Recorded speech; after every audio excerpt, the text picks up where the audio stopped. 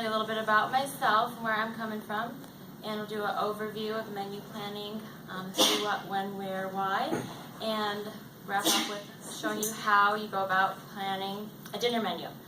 So before I start, I'll mention that I did keep some time for questions, so I really encourage everyone to ask questions as I go along, and I'll also have a little question and answer period at the end as well.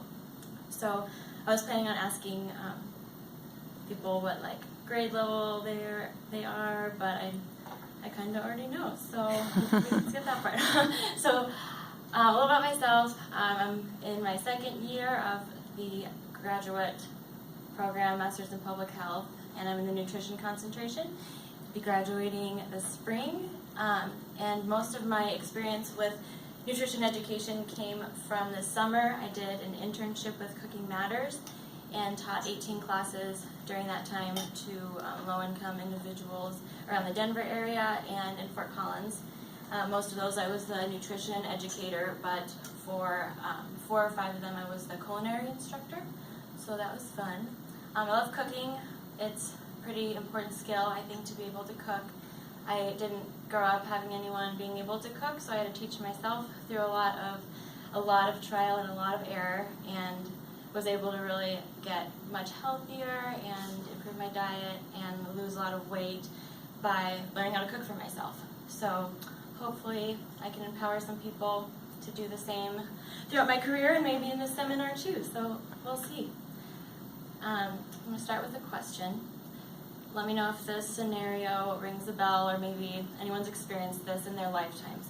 So has anybody ever had a long day at school or work or both and realized at the end of the day that you didn't have the time or energy or ingredients to make dinner, and then instead opted to get takeout or order delivery or fast food or heat up some frozen taquitos or something, right? Does anybody know what I'm talking about? Okay, well, that's to be expected, right? That's a pretty normal experience for anybody who's a human person.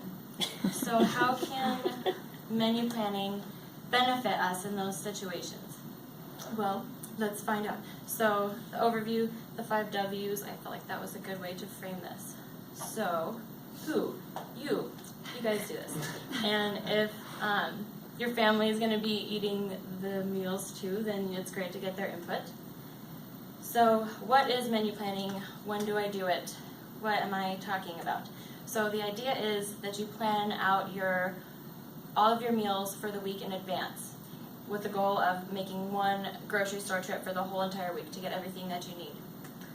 So where? You can do it anywhere. So that was the one W that didn't fit in the rest. Do it anywhere you want. Why do you want to do it? That's the important question, right? Why do I want to be planning menus? So there's a lot of reasons, and at the top of the list I think is for your health. So when you're making more meals at home, you're going to be eating less convenience foods. And by convenience foods, I'm referring to anything that's not made that you haven't made with simple, basic ingredients. So that includes fast food, frozen dinners, packaged meals like Hamburger Helper or Easy Mac, things along those lines. So why don't we want to be eating those foods all the time? They're high in fat, particularly trans and saturated fats, which are the unhealthy ones, and they are very high in sodium, which is not good for your heart health and blood pressure, things along those lines. And in general, they're just energy-dense, nutrient-poor, meaning they have a lot of calories and there's not a lot of nutrition you're getting from them.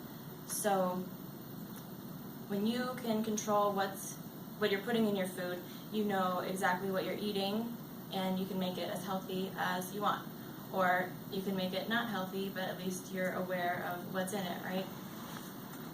Save money. So this one's tricky because one of the tempting things about convenience foods is that they seem much cheaper. And when you're thinking of them individually, they do seem pretty cheap, oftentimes.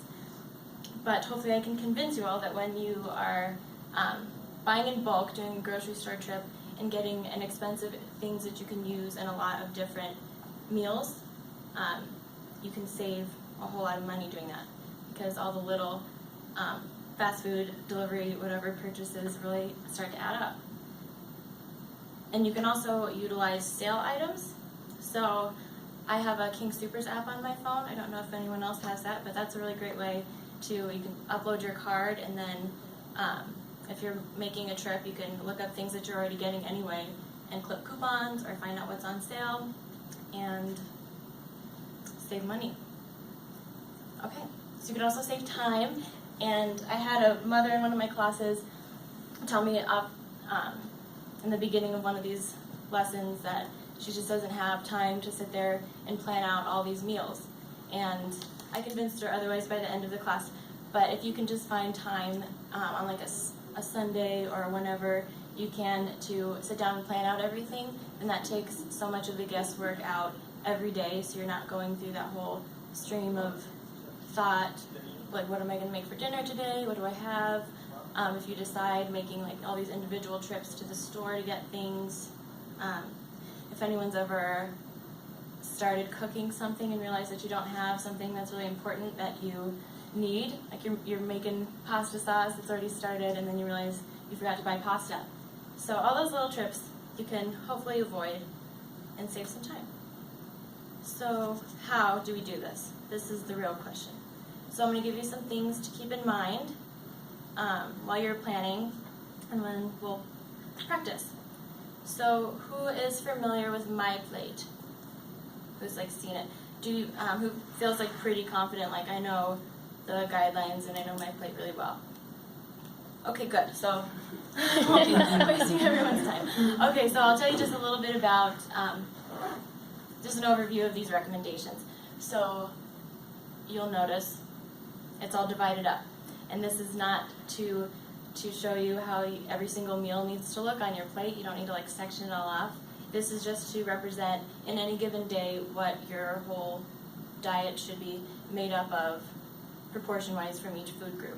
So you'll notice half of what you're eating in a day should be coming from fruits and vegetables. I wish that seems like pretty unrealistic, right? So hopefully I can show you some better ways to do that today. But the idea is that you're getting a variety of them. Has anyone ever heard of Eat the Rainbow? That idea? Yeah, so the more color you're getting, the better off you are, because you're getting more nutrients. You're getting all the nutrients that your body needs to function. A quarter of your diet, what you're eating, should be coming from protein, and the recommendation is that as many of them as possible are lean protein sources. So that includes beans, any type of lean protein that you can think of. It also includes seafood. And yes, so the other quarter of your diet should be coming from grains, and they recommend that at least 50% of those are whole grains. So how do we know if something's a whole grain? Does anyone know? Unprocessed? Yeah, okay, yeah, so it is unprocessed. So the way that we know is by looking at the ingredients list. So the first item on the ingredients list should say whole something, whole grain, whole wheat, whole corn, whole oats, whole something, then you know it's a whole grain. So multigrain isn't a whole grain, stone ground, organic, wheat, those don't count.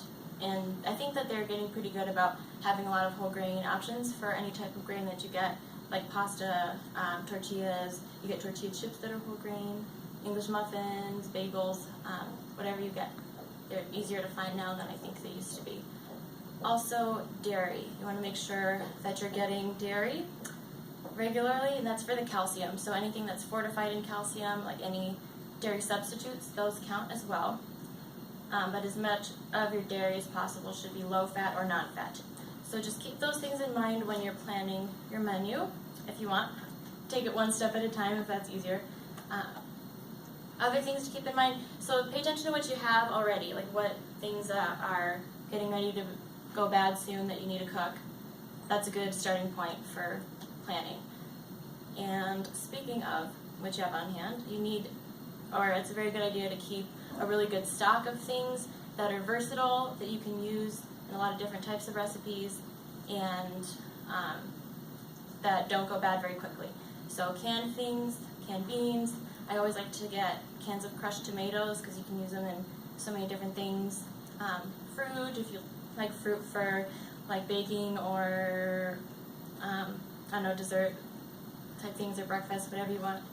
Those are good. Packaged pasta, noodles, if you like pad thai or any Asian noodles. Rice, flour, beans, like dried beans. Frozen things are great. I love having a lot of frozen veggies on hand because you can throw frozen veggies in absolutely anything, almost. Frozen fruit, I know if you like smoothies and stuff. And it's also good to have like fresh onions and garlic on hand because they're really inexpensive. They last a while and they're very flavorful. So if you're cutting out some of the fat when you're cooking, then you're going to need to make up for that flavor. So onions and garlic are a good way to do that. Also seasonings are a great way to make up for some of the fat you're losing. So flavor profiles, by that I mean like groups of herbs that are good together, like culturally, in different cultural recipes, so like Italian foods, you think of like basil, garlic, parsley, what else, like oregano, things like that. Like Mexican food, you think cumin, coriander, like paprika, stuff like that. So it's good to keep, well, some seasonings are more expensive than others, but the idea is that you build it up over time. So if you have these good, a good collection of seasonings, you can get some, assortment of ingredients and season them in a way that makes sense and have a really fully realized tasty meal. And condiments, for the same reason. I'm of the school of thought that you can add hot sauce to anything and make it better. So those are good. Also keep in mind what's on sale, like I was mentioning, and what's in season. So for produce, those things go hand in hand. How do you know what's in season? They're on sale, right? So they're also, fresh produce is also its tastiest and most nutritious when it's in season. So that's a great reason. It's cheapest and tastiest and also your preferences, things that you can eat a few days a week and not get sick of them. And also what your week looks like. So on a finals week, or if you just have a busy week for any reason, you might want to not be cooking. You might want to make things that you can just assemble really quickly, or make a big batch of something that you can eat throughout the week. So, okay, let's practice. So I'm just going to walk you through a dinner planning exercise. So what I'm going to show you, this could be as easy as you want it to be. This is going to be more complex, just to show you like the types of things to be thinking about. I'm the type of person who can make something in the beginning of the week and eat it like all week long, and I don't mind eating a lot of leftovers. Other people don't like to eat the same thing for more than a couple of days. So yeah, what you want to do when you're starting this is just think about general ideas for recipes. It's like just frameworks. You don't want to start out right away with like looking up like a Food Network recipe that's all complicated. You could do that afterwards, but something like, okay, so maybe it's fall time, it's getting a little cooler, it's football season starting, what sounds good for Monday? I don't know, maybe some chili, right? Chili's good. So what do I need to make chili? You can get some canned tomatoes, some beans, maybe some ground turkey instead of ground beef if we're thinking about my plate and lean protein. And maybe thinking we could put some chili in a Tupperware to bring to work or school with us for lunch on Tuesday.